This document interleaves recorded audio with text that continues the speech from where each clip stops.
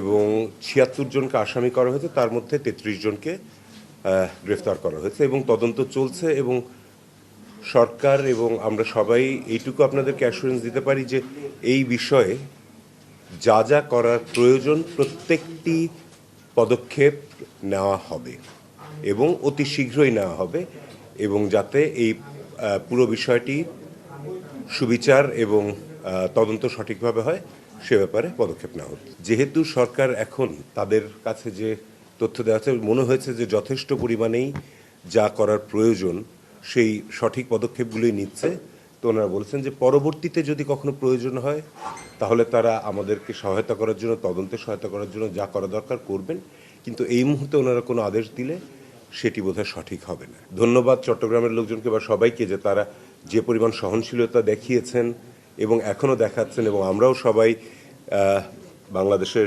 মুসলমান, হিন্দু, খ্রিস্টান, বৌদ্ধ যারা আছি সবাই একসাথে একটা সাম্প্রদায়িক সম্প্রীতির মধ্যেই সবসময় বড় হয়েছি এবং এখনও সেটা রয়েছে।